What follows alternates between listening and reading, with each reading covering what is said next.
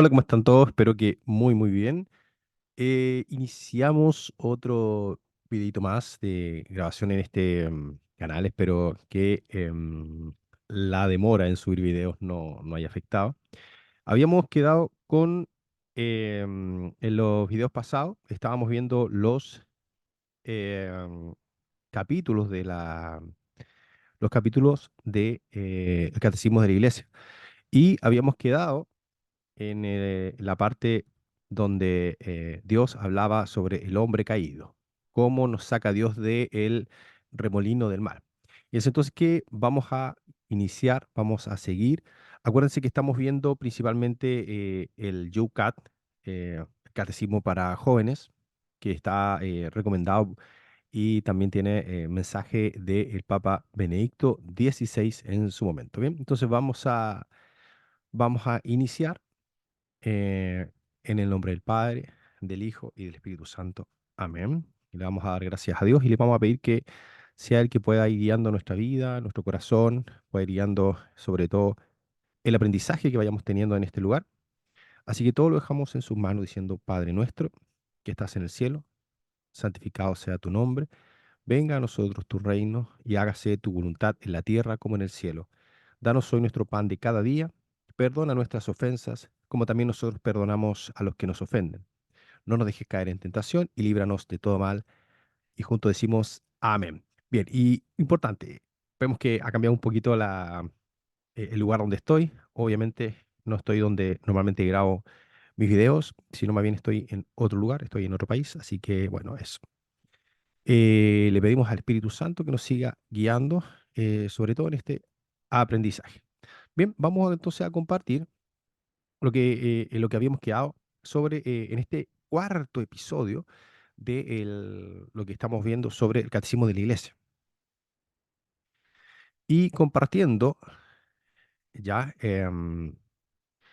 bueno, nos vamos dando cuenta que la pregunta es, ¿por qué en el capítulo 2 creo en Jesucristo, Hijo único de Dios? Y la pregunta es, ¿por qué se llaman evangelios, es decir, buena nueva, los relatos sobre Jesús? Sin los evangelios no sabríamos que Dios nos envía a su Hijo por su amor eterno, para que, a pesar de nuestros pecados, podamos retornar a la comunión eterna con Dios. Es decir, en el Evangelio nosotros tenemos el mensaje de Jesús, es la buena nueva, es aquello que nos va llamando, nos va trayendo, o sea, Jesús nos trae, como dice, no sea, con sus cuerdas de amor, Él nos va llamando, nos trae, nos lleva hacia Él. Y en la buena nueva podemos encontrar que Jesús nos trae, nos muestra, es la buena nueva, es decir, la buena noticia. Y en los evangelios nosotros podemos encontrar eso. Bien, los relatos acerca de la vida, muerte y resurrección de Jesús son la mejor noticia del mundo. Testimonian que el judío Jesús de Nazaret, nacido en Belén, es el Hijo de Dios vivo. Y lo podemos ver en el Evangelio de Mateo, capítulo 16, versículo 16. Hecho hombre, fue enviado por el Padre para que todos se salven y lleguen al conocimiento de la verdad. Lo encontramos en Primera de Timoteo 2, versículo 4. Entonces, ¿qué significa el nombre Jesús? Gran nombre. Siempre hablamos, no, yo creo en Dios, yo creo en Jesús. Bueno, ¿qué significa Jesús? ¿Se han preguntado? Jesús en hebreo significa Dios salva. En los Hechos de los Apóstoles dice San Pedro, bajo el cielo se ha dado a los hombres otro nombre por el que debamos salvarnos. Lo dice en los Hechos de los Apóstoles, capítulo 4, versículo 12. Todos los misioneros, en el fondo, llevaron a los hombres a esta noticia. Dios salva, Dios salva. ¿Y cómo salva? En Jesús. Dios, el Creador, nos salva en Jesucristo. Es ahí donde nosotros podemos encontrar realmente la salvación. ¿Por qué se le da a Jesús el título de Cristo? Siempre hemos oído hablar, no, yo creo en Jesucristo, el Cristo. Jesús es el Cristo. Bueno, ¿quién es el Cristo? En la fórmula Jesús es el Cristo. Se expresa el núcleo de la fe cristiana. Jesús, el sencillo hijo del carpintero de Nazaret, es el Mesías, esperado y el Salvador. Tanto la palabra griega Christos como la hebrea Mesías significan ungido. Entonces, ¿quién sería Jesús? Jesús sería el ungido, el esperado, el enviado. En Israel eran ungidos reyes, sacerdotes y profetas. Por ejemplo, el rey David fue ungido ¿por quién fue ungido? ¿Se acuerdan? Ahí tarea para la casa. Em, el rey David, ¿por quién fue ungido? Tarea para la casa. Bueno, él fue ungido. Y los apóstoles experimentaron que Jesús está ungido. ¿Con qué? ¿Con qué? ¿Quién lo unge? Esto está ungido con la fuerza del Espíritu Santo. Por Cristo nos llamamos cristianos, como expresión de nuestra alta vocación. Es decir, Jesús no era cristiano. De más está decir que los cristianos son los que siguen a Jesús, del cristianismo. Y el Cristos sería el ungido. El Mesías sería el ungido. Somos cristianos los que nos dejamos guiar por el ungido, que seguimos a Jesús. Y cuando decimos seguimos a Jesús, es porque estamos intentando llegar a Él en todos sus preceptos, en todos y cada uno de sus preceptos. No en lo que me gusta y en lo que no. Más allá de que podamos lograrlo o no lograrlo. Lo seguimos y vamos con Él en todos y cada uno de sus mensajes. ¿Qué quiere decir Jesús es el... Ahí está. ¿Qué quiere decir Jesús es el Hijo único de Dios? Esto es importantísimo. ¿Ah? Cuando Jesús se denomina a sí mismo Hijo único de Dios, Hijo único o unigénito, en el capítulo 3, versículo 16 del libro de Juan, y así es testimoniado por Pedro y otros. Se expresa con ello que entre todos los hombres solo Jesús es más que un hombre. ¿Por qué? El Hijo único o unigénito, porque Jesús le llama Padre nuestro. Jesús siendo Hijo único, Él nos incorpora a todos nosotros como hijos adoptivos del Padre, del Papito, del Abba. Entonces Él nos incorpora. Pero eso no significa que nosotros seamos otros hijos como es Jesús, de la calidad de Jesús, porque Jesús es el Hijo unigénito o Hijo único. Es el Dios hecho hombre. ¿Por qué los cristianos llaman Señor a Jesús? Vosotros me llamáis el Maestro y el Señor, y decís bien, porque lo soy. ¿Por qué? Los primeros cristianos hablaban con naturalidad de Jesús como el Señor. Esta denominación estaba reservada para dirigirse a Dios mediante numerosos signos. Jesús les había demostrado que Él tiene el poder divino sobre la naturaleza, los demonios, el pecado y la muerte. El origen divino de la misión de Jesús se reveló en la resurrección de los muertos. Santo Tomás confiesa, Jesús mío y Dios mío, ¿se acuerdan cuando Jesús le dice, bueno, mete tus dedos en mis llagas? Bueno, eso, Jesús mío, Señor mío y Dios mío. ¿Por qué? Bueno, porque reconoce a Jesús como el Señor. Si Jesús es el Señor, un cristiano no debe doblar su rodilla ante ningún otro poder. ¿Por qué se hizo Dios hombre en Jesús? ¿Por qué Dios quiso hacerse hombre? Gran pregunta. Porque nosotros, los hombres, y por nuestra salvación bajo el cielo, el credo de Niceo Constantinopolitano, o de Niceo Constantinopla, en Jesucristo Dios ha reconciliado al mundo consigo y ha liberado a los hombres de la cautividad del pecado. Porque tanto amó Dios al mundo que entregó a su Hijo unigénito. En Jesús Dios asumió nuestra carne humana mortal, es decir, la encarnación. Dios se hizo carne humana, compartió nuestro destino, nuestro terreno, nuestro sufrimiento y muerte, y se hizo en todo igual a nosotros, excepto en el pecado. ¿Por qué? Porque Jesús nunca pecó. Se hizo igual a nosotros en todo, excepto en el pecado, porque Jesús no era hombre pecador, era hombre sin pecado. Bien, acá está. ¿Qué significa que Jesucristo es a la vez verdadero Dios y verdadero hombre, es importante tener esta diferencia, porque se habla de que Jesús era hombre, pero era Dios. Es decir, porque era hombre, porque era Dios, no padecía como hombre. Y hay que distinguir esto, porque Jesús era verdadero Dios, pero también verdadero hombre. Es decir, él no se valía de su condición de Dios para no pasar por todo lo que pasaron los hombres, excepto en el pecado. En Jesús Dios se ha hecho realmente uno de nosotros, con ello nuestro hermano, pero no por ello dejó de ser a la vez Dios y por tanto nuestro Señor. El Concilio de Calcedonia del año 451 declaró que la divinidad y la humanidad están unidas entre sí en la única persona de Jesucristo, sin confusión ni división. No hay división. Jesús es verdaderamente Dios y verdaderamente hombre. Sin esto no es Jesús. Esa es la característica de Jesús. ¿Por qué solo podemos comprender a Jesús como misterio? Puesto que Jesús se adentra en el misterio de Dios, no se puede comprender si excluimos la realidad divina, invisible. O sea, Jesús es hombre visible y Dios a la vez de característica invisible. Bueno, como hombre también era Dios, pero eso lo hacía humano. El lado visible de Jesús nos remite al invisible. En la vida de Jesús vemos numerosas realidades que están poderosamente presentes, pero que solo podemos comprender como misterio.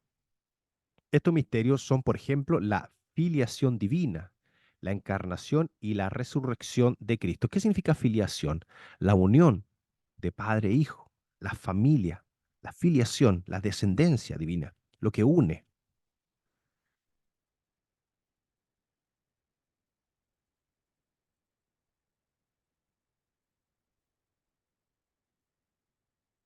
¿Tenía Jesús un alma, un espíritu y un cuerpo como nosotros? Sí. Jesús trabajó con manos de hombre, pensó con inteligencia de hombre, obró con voluntad de hombre, amó con corazón de hombre. Esto lo señala el Concilio Vaticano II. A la humanidad plena de Jesús pertenece también que tuviera un alma y que se desarrollara espiritualmente su particular autoconciencia. Jesús conocía su unidad con su Padre Celeste en el Espíritu Santo, por quien se dejaba guiar en todas las situaciones de la vida o de su vida. ¿Por qué es Virgen María? Ya, ahí cambiamos. ¿Ve? ¿Por qué es Virgen María? Tan difícil es plantearse esta pregunta como tan difícil y aún más responderla. Bueno, vayamos ahí. Dios quiso que Jesucristo tuviera una verdadera madre humana. Así como Dios se hizo hombre, él quería ser hijo de una mujer. Pero solo a Dios como Padre, porque quería establecer un nuevo comienzo, que no se debiera a ninguna fuerza del mundo, sino únicamente a Él. La virginidad de María no es ninguna idea mitológica, ya superada, sino un dato fundamental para la vida de Jesús. Nació de una mujer virgen, pero no tenía un padre humano. Jesucristo es un nuevo comienzo en el mundo, llamémosle un nuevo Adán, fundado desde lo alto. En el Evangelio de San Lucas, María pregunta al ángel, ¿cómo será eso? Pues no conozco varón, igual que significa que no tengo relaciones con ningún hombre. Importante saberlo. Lo encontramos en Lucas capítulo 1, versículos 34. A lo que responde el ángel, el Espíritu Santo vendrá sobre ti. Ahí lo encontramos en el versículo 35.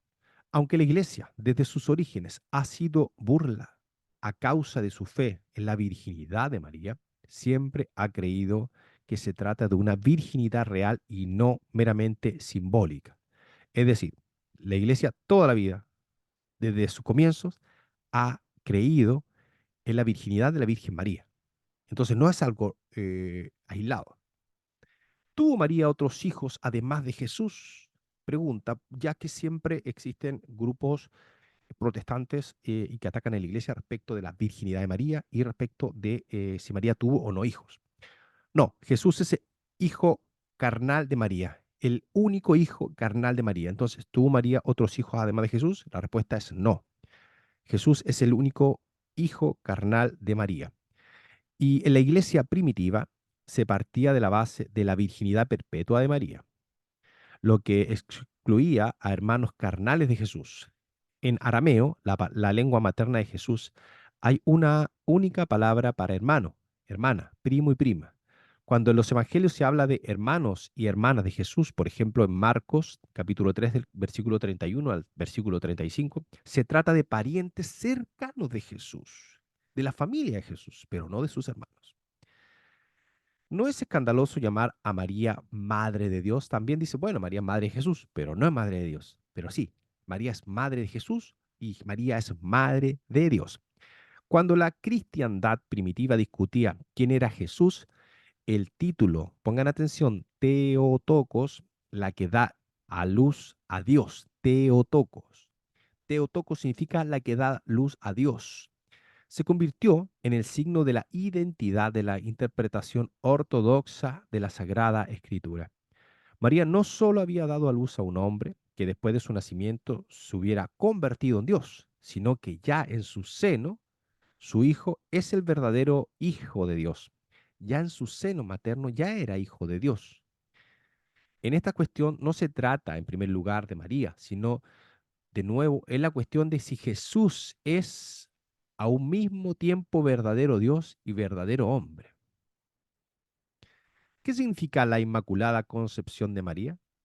La Iglesia cree que la bienaventurada Virgen María fue preservada inmune de toda mancha de pecado original en el primer instante de su concepción por singular gracia y privilegio de Dios omnipotente en atención a los méritos de Jesucristo, Salvador del género humano. Esto es un dogma de fe. Dogma de fe, Inmaculada Concepción de la Virgen María, significa que fue preservada inmune de toda mancha de pecado desde su concepción.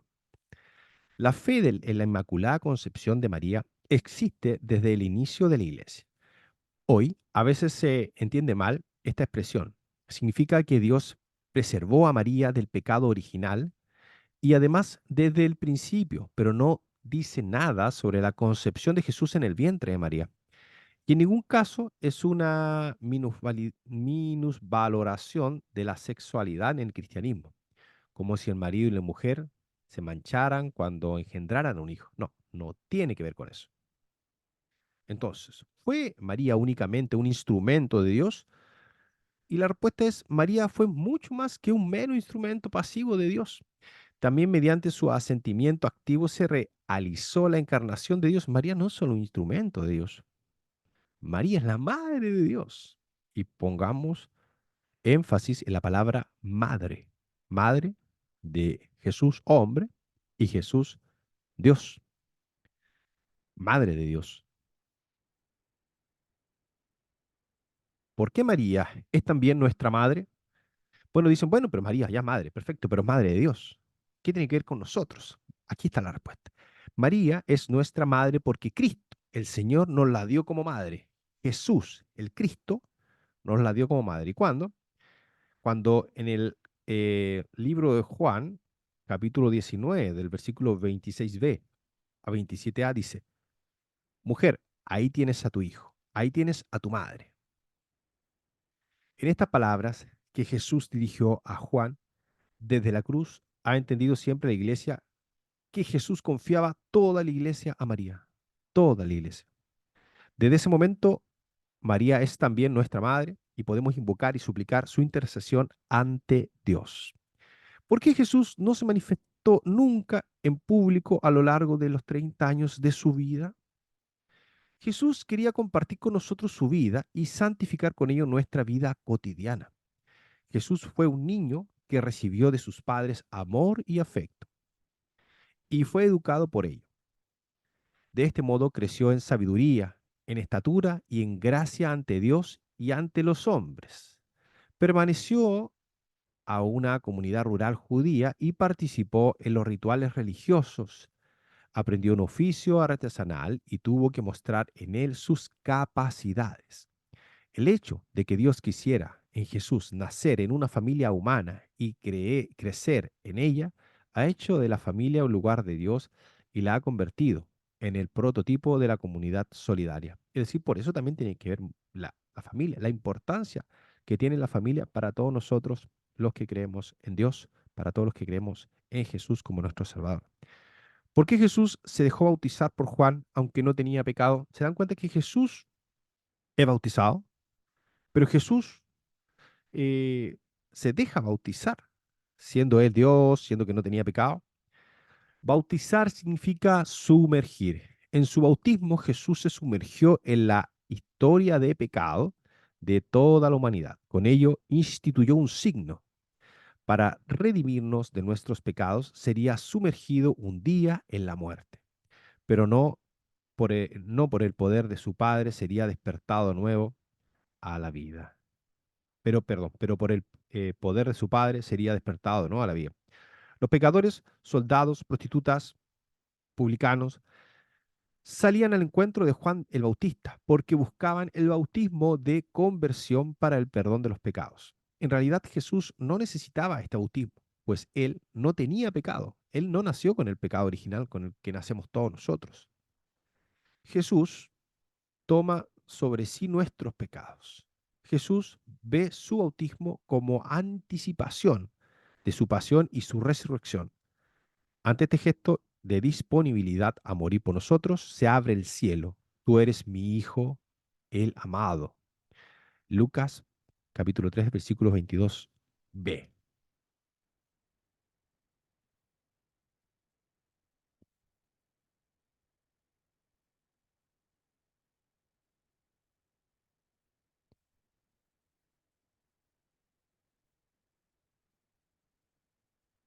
Y bien, vamos. ¿Por qué fue tentado Jesús? ¿Acaso podía ser tentado realmente? A la verdadera humanidad de Jesús pertenece la posibilidad de ser tentado. ¿Por qué? Porque es ser humano. Pues en Jesús no tenemos un Salvador incapaz de compadecerse de nuestras debilidades, sino que ha sido probado en todo, como nosotros, menos en el pecado. Es decir, Jesús padece dolores físicos, Jesús padece tentaciones, tiene pensamientos. Jesús es un ser humano. Y aún siendo humano, Él no peca. No peca. Y no se vale de su condición de Dios, sino de su humanidad para no pecar. ¿A quién promete Jesús el reino de Dios? Dios quiere que todos se salven y lleguen al comienzo de la verdad, al conocimiento de la verdad, en 1 Timoteo 2, versículo 4. El reino de Dios comienza en las personas que se dejan transformar por el amor de Dios. Según las experiencias de Jesús, son sobre todo los hombres y los pequeños. O sea, Dios quiere que todos nos salvemos, gente. Todos, todos y cada uno, todos pecadores. Todos debiésemos buscar la salvación del Señor. ¿Hizo Jesús milagros o son solo cuentos piadosos? Jesús hizo verdaderos milagros, así como los apóstoles, los autores del Nuevo Testamento, se refieren a sucesos reales. Ya las fuentes más antiguas nos informan de numerosos milagros, incluso de resurrección de muertos, como confirmación del anuncio de Jesús. Pero si yo expulso los demonios por el Espíritu de Dios, es que ha llegado a vosotros el reino de Dios. Los milagros sucedieron en lugares públicos. Las personas afectadas eran conocidas a veces incluso por su nombre. Por ejemplo, el ciego Bartimeo o la suegra de Pedro. También hubo un milagro que representaba para el entorno judío delitos escandalosos. Por ejemplo, la curación de un paralítico el día o en el día sábado, la curación de leprosos, y que, sin embargo, no fueron negados por los judíos contemporáneos de Jesús. No fueron negados, fueron milagros reales. ¿Por qué Jesús hizo milagros? Los milagros que hizo Jesús eran signos del comienzo del reino de Dios. Fue un adelanto. Jesús un adelanto. Es el comienzo del reino de Dios. El llamado era expresión de su amor a los hombres y confirmaban su misión. O sea, fue el mensaje. Yo les muestro, el reino de Dios está cerca. Y el reino de Dios es Jesús mismo. Es Jesús el reino de Dios. y comenzó con Jesús. ¿Para qué llamó Jesús a los apóstoles? Jesús tenía un gran círculo de discípulos a su alrededor. Eran hombres y mujeres. De ese círculo elige a 12 hombres, a los que llamó apóstoles. Los apóstoles recibieron de él una formación especial y diferentes tareas. O sea, cada uno diferente misión. Y los envió a proclamar el reino de Dios y a curar. Jesús llevó consigo solo a 12 apóstoles a la última cena, ¿ya? Donde les encargó hacer esto en memoria mía. ¿Y qué es esto? ¿Qué es esto? Los apóstoles se convirtieron en testigos de la resurrección y garantes de su verdad. Después de la muerte de Jesús, continuaron su misión, eligieron a sucesores para su misterio, que son los obispos. Los sucesores de los apóstoles ejercen en nuestros días los poderes otorgados por Jesús, gobiernan, enseñan y celebran los misterios divinos. La unión de los apóstoles se convirtió en el fundamento de la unidad de la iglesia. Y aquí es donde vemos nosotros, podemos hablar de sucesión apostólica. Entre los 12 destacan una vez más Pedro, a quien Jesús le otorgó una autoridad especial. Tú eres Pedro y sobre esta piedra edificaré mi iglesia. En Mateo capítulo 16, versículo 18. En esta posición especial de Pedro entre los apóstoles tiene el origen el ministerio del papado, del papa. Bien, hagan esto en conmemoración mía, que es la Eucaristía. Y por eso la Iglesia Católica celebra misa, dice misa. Este es mi cuerpo y la sangre de Jesús. No es un símbolo, no es no es una significación. Es Jesús que se hace hombre en la Eucaristía, en el pan y la sangre. Vino y pan, cuerpo y sangre de Jesús. Es un misterio, porque tú sigues viendo el pan, la hostia, sigues viendo que vino con agua, pero en la transustanciación es el cuerpo de Cristo, la sangre de Cristo. Pan que tú lo ves y es pan, pero realmente es el cuerpo de Cristo. Y sangre que tú ves que es vino y agua, pero realmente es la sangre de Cristo, la sangre de Jesús, la sangre de nuestro Salvador, vertida y entregada a la cruz. Con esto eh, llegamos a el episodio de hoy, episodio número 4, donde hemos visto gran parte, hemos visto cosas importantes y sobre todo hemos avanzado. No he querido dejar de hacer video, a pesar de que no estoy en mi país, porque creo importante seguir avanzando. Entonces, hoy en el episodio número 4, de lo que estamos viendo como catecismo de la Iglesia Católica, a través del libro Joe Cat, que es tu catecismo joven. Entonces, a todos y cada uno de ustedes los quiero invitar a que puedan descargarlo. Está disponible, descargarlo, puedan comprar también. Pero sobre todo nosotros ir sumergiéndonos también en el mensaje y aquellas cosas básicas para cada uno de nosotros cristianos. Bien, si gustas de este video, te gusta el contenido, te invito a que te puedas suscribir al canal, darle like, es decir, el dedito hacia arriba, y activar la campana, es decir, te van a avisar cada vez que vayamos subiendo videos. Bien, un abrazo, Dios les bendiga y nos bendiga a cada uno de nosotros, y nos vemos en una nueva oportunidad. Adiós.